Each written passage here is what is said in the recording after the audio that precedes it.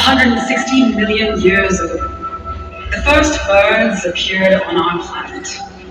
A group of fully feathered theropods, dromaeosaurids, microraptors, and velociraptors. We live among the descendants of dinosaurs. The killing claw of a velociraptor, the talons of birds of prey, top of the food chain, the ultimate predator. Eagles, hawks, owls, vultures, rulers of the skies, hunters, and masters of flight. Welcome to Predators on Wings.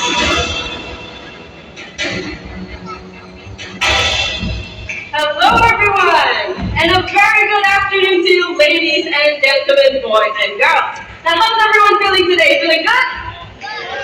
Alright, feeling pretty good. Now my name is Lena and I am a Raptor Ranger. My team and I are passionate about understanding and protecting birds of prey. By the way, this is my buddy D. Hello everyone! Thank you. So, as Raptor Rangers, we're gonna rescue and release efforts. We also have to take care of the birds here. So today, we're going to introduce to you some of our favorite predators on wing. And do you guys hear that? Hey, did you hear that? Oh, yes, Luna. That's a very familiar call, but where is it coming from? I don't know. Oh, over there! We're going to watch Nelson essentially from the base of the water. Alright, Nelson, whenever you're ready, here he comes. Dive in!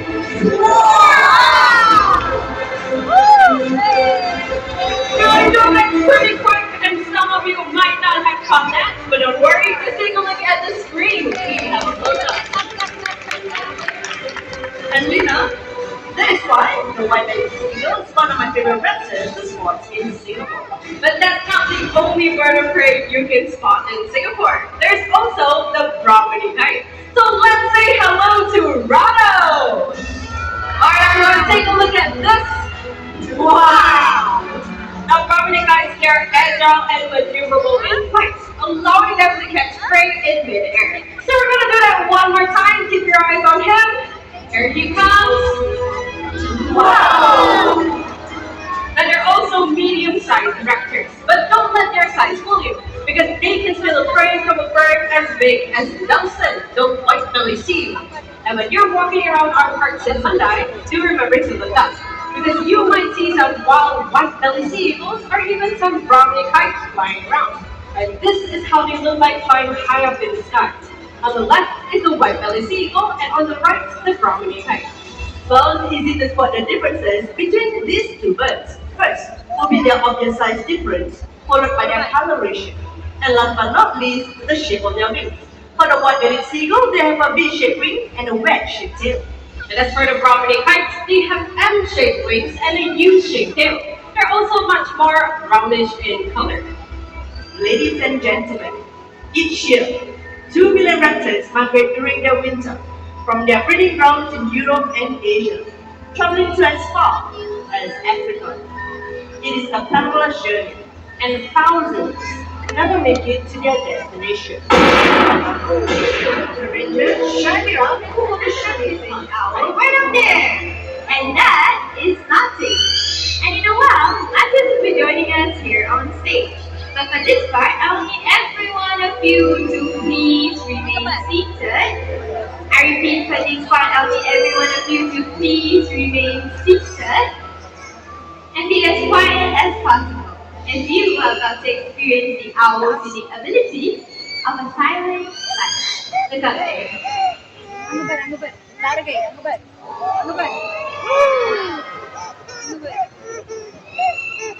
I think Latif is quite shy to join us here on stage. It's okay. A wonderful flight down there. Let's give Latif a round of applause, everyone. And now you're wondering why owls are able to fly so silently. You want to join us here on stage, Latif?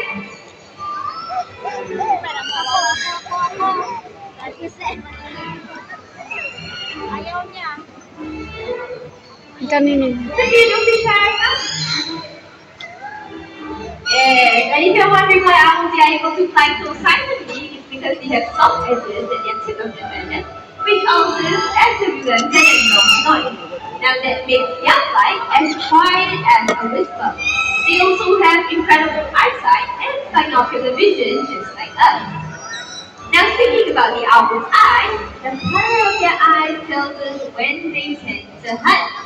So owls with yellow color eyes like Latin and Euclid here, they hunt during the day. Owls with orange eyes hunt during sunrise and sunset. Now what about owls with dark black eyes? Well, they hunt during the night. Now then, most of you here know that owls are able to tell their name. And with that, I feel like the many things have done an amazing job here on stage, and it's time for myself and the two lovely Malay fish owls to head back home. Let's give it up for that Many fish. Wow, just take a look at her. She is so majestic. Now Susie here, she's been a us for almost 27 years. She's about 33 years old this year, making her a retiree and a very loved member of the Mandai family.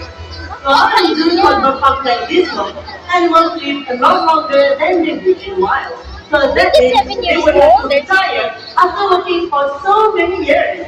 And when they do retire, they head on to Earth and tune in right to retirement acreage, where they get the right environment, healthy diet, and even medical care. Well, if you look up at the screen right now, you can see that I'm giving Susie eye drops to help her with the cataract on her left eye. And in a second, you see Ethan, our senior Broadway type. Now, Ethan used to be a star in our previous bird park, but he is now retired and partially blind in both eyes. At this point, we have to hand feed him every single day. But nonetheless, our senior raptors, they love to stay active and stimulated. That is why Susie is out here to meet all of you. And you know what, Nina? It's time for Susie. Sorry. It's time for Susie to head back home to pick up a team of vets and trainers. Let's give it up for Susie, our American bald eagle.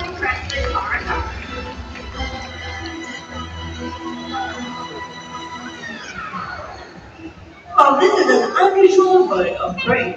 He uses his long legs to walk and forage skillfully. And right now, Brown is very busy looking for the treats that's hidden underneath these rocks. And in a while, they'll be looking for insects and worms. Alright, Mr. Rowe, have you checked all the rocks? You've checked that? What about this one here, sir? There you go, let's give him a big round of applause. Thank you. But, what if the insects were to fly and take off? Well, they're able to do vertical flights into the air, just like this. Okay, but I think we can go higher than that, right, Steve? Higher. Alright, Mr. Raul. Higher vertical flights on the count of three. 1, 2, and 3. There you go. Wow. Okay, but I can go higher than that. Alright, go on. Alright, Raul, right over here, buddy. Okay, no cheating. You gotta start from the bottom, and then all the way up. Wow! Alright, Raul, you've done an amazing job, and it's time for you to head back home. All the way to this little cave. Now these birds, they come from the Americas, and I want to see you with a hearty so that means that there is a carcass nearby. Turkey vultures will be the first ones on the scene, followed by the bigger vultures who will give up on the top flight of the big animal. Now another interesting fact about turkey vultures is that they have really acidic stomach acid. Now this is as powerful as car batteries, almost 0 pH level, allowing them to digest carrion pretty well. I think Tina here has done an amazing job on stage, but it's time for her to head back to her trainer, all the way to the back. Beautiful, let's give her a big hand, everyone. These birds are the only vultures with multi-colored heads and light-piercing eyes. And joining us here on stage will be our senior trainer, Daria. Everybody say hi, Daria! Hi, alright. Well, Daria will be working with our next scavenger. If you want to look closely, she's holding on to a target stick. This is a tool that we use to direct and guide the bird to the position where we want them to be.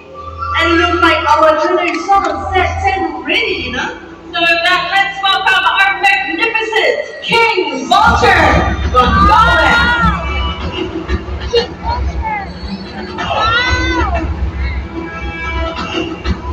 Wow, look at that. Well, King Vultures are among the world's largest scavengers, and they have powerful good feet.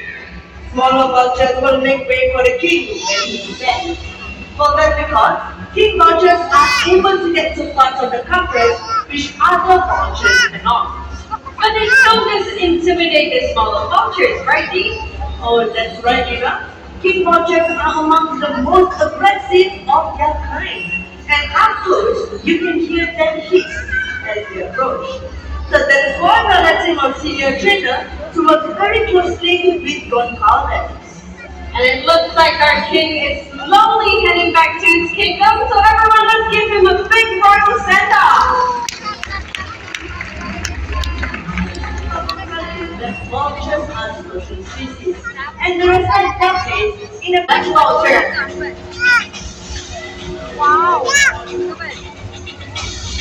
These birds are middleweights who eat the flesh and organs of the carcass. Once the carcass is found, they will wait nearby before beginning to feed. And once they get going, about 100 of these birds will gather for the meal. A strip of large carcass right down to its bones in less than a few minutes. Now, once slowly found across Africa, these birds, they are now critically endangered. Moving on to the next course of the meal. Only the height and movement of the animal. Enter the Canadian vulture. The heavyweights from Europe. All these birds are solitary species except when they're mating and having chicks. They prefer to feed in very excited to join us on stage. But we do have one more scavenger species for everyone here. And before they make their way out, there's one more way up there.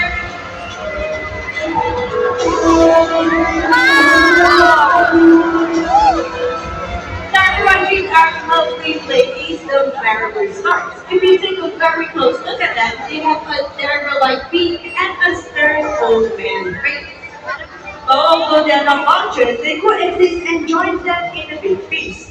Speaking about vultures, did you know that 11 species of vultures in Africa have to clean up to 70% of the continent's carriers? We will all be in a lot of trouble without vultures, isn't that right, Nina? That is right, my friends. So everyone, let's take a moment to show our appreciation to these wonderful birds. Let's give them a big round of applause.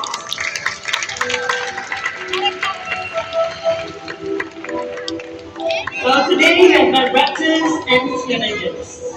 These kings of the skies and walkers of our earth. They're a part of our ecosystem, a part of our planet.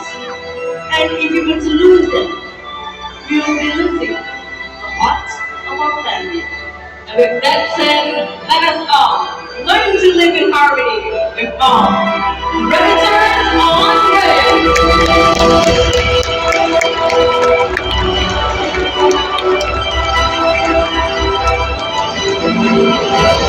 Well, we hope you enjoyed the presentation just as much as we did. But before you leave, let me share with you on our next program, which is happening right here at the Sky Amphitheater at 5 p.m. for the Wings of the World presentation. If you're interested to watch flamingos, elephants, and macaws in action, do head back here at the Sky Amphitheater at 5 p.m. for the Wings of the World presentation. We hope you have a wonderful day ahead. Thank you and goodbye.